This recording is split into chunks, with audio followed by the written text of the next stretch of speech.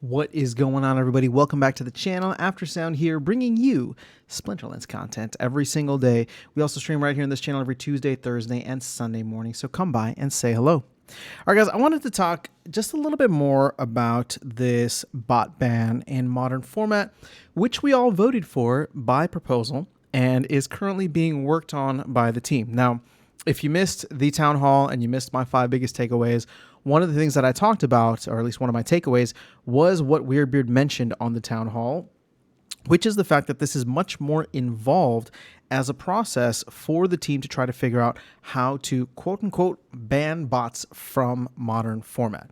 Because the assumption of just being able to flip a switch to have Cloudflare turned on is really just something that attacks the overall bot farms. And I do think that the team has actually been very, very effective in driving away a lot of the bot farms. And when we look at the fact that maybe 18 months ago, or even less than that, 18 months ago, so early last year, 2022, we were at like 500,000 daily active users, daily active players, and now we are at less than 50,000 on some days, which is kind of crazy. I'll dig into those numbers maybe in another video.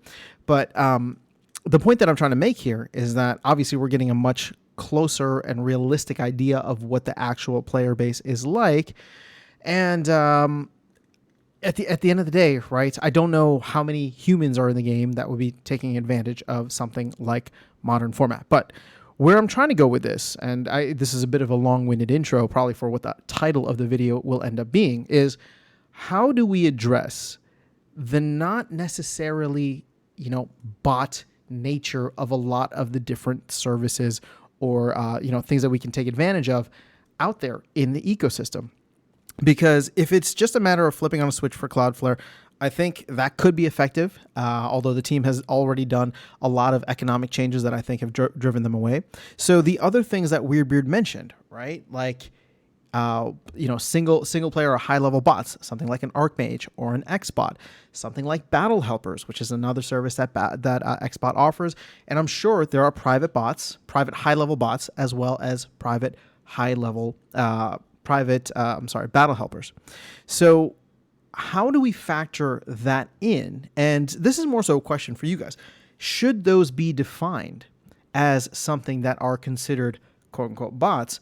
Or should the definition of bots be expanded to include anything that is really anti-competitive for humans type of behavior? So not just botting, but being able to use some kind of battle helper, spreadsheet, whatever the case is. Now, the question then becomes, how do you regulate something like that? And this is, I know, something that the team is talking through right now, because they don't want to just go through, flip a switch for Cloudflare to say that they did it, right? It's just like, let's just do it and say we did, right? So like, that's not their whole thing with this. They don't want to come back. They don't want the community to come back and be like, well, you didn't really try. So they're taking a very thoughtful approach, in my opinion, which is why I think it'd be good to get a little feedback, at least from the community here, into what you think should be included in this. Because I, for one, am really excited about what modern format could look like if I know that the person on the other side is a human that is only using their own brain and is at their computer or at their device playing right now. That would be exciting to me, that we're able to have those types of connections. So when I think through this, the obvious answer for me, but I don't want to force my opinion onto anybody. I'm just sharing it here. But the obvious answer for me is that I do believe battle helpers, to whatever extent, should not be included.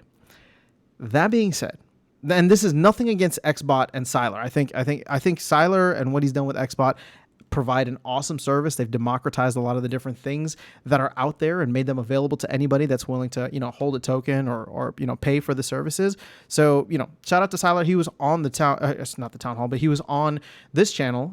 We had a conversation, and in that conversation, he said, there is no way for the team to stop him.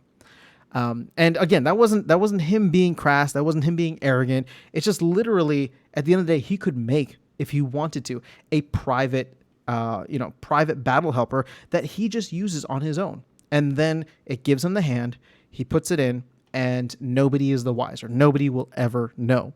So it once again goes back to whoever has the ability to code, whoever has the ability to create these types of databases can really benefit in the long run from playing, anonymously or pseudonymously at home. And this is why I've always been for, we really need more in-person type events. That's what I'm trying to push for, hopefully later this year, but I digress. So at the end of the day, it's just like the team is discussing this right now. They're almost, in a sense, delaying trying to combat bots because they're trying to consider, or because they are considering, how to go after something like a battle helper, or how to go after something that's like a high level bot, like an Archmage token. So when we think through that, and keep in mind, like Archmage and XBot, Splintermate, like those are what's publicly available. We know that there are private bots, and there have been private bots for a long time, not just in ranked play, but in brawls and tournaments as well. So my question to you, and I'll leave it here just because I don't want this video to get super long, is do you believe that this is something that the team should go for at the expense of not implementing it sooner?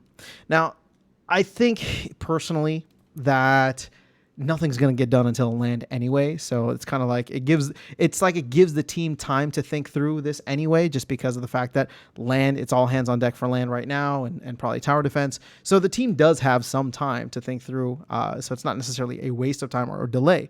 But if there was a delay in implementing this, whether it's, a couple weeks, a month, a couple months, whatever it is, in order to try and tackle everything, do you think that it is worthwhile for them to try and chase that down?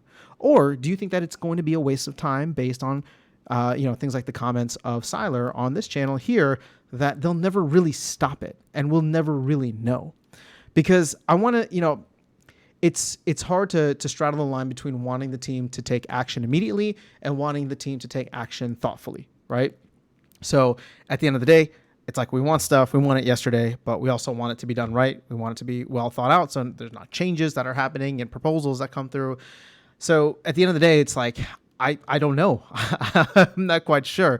I told you how I felt, where I think that battle helper should be excluded if there's a way, but it's kind of like, well, if we can't, and I was told to my face straight that like one of the people providing a service to many folks around the ecosystem here on this channel who use it has said that you won't really be able to stop it.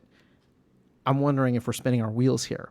So that's kind of where my head is at. Let me know your thoughts in the comments below. I will catch you all in the next video, and I look forward to the discussion on this one, because I think I don't know where people stand. I don't even know where I really stand, because I want it now, but I do want it to be effective in as many ways as possible. But I'll catch you all in the next video and see you around the game. Take care.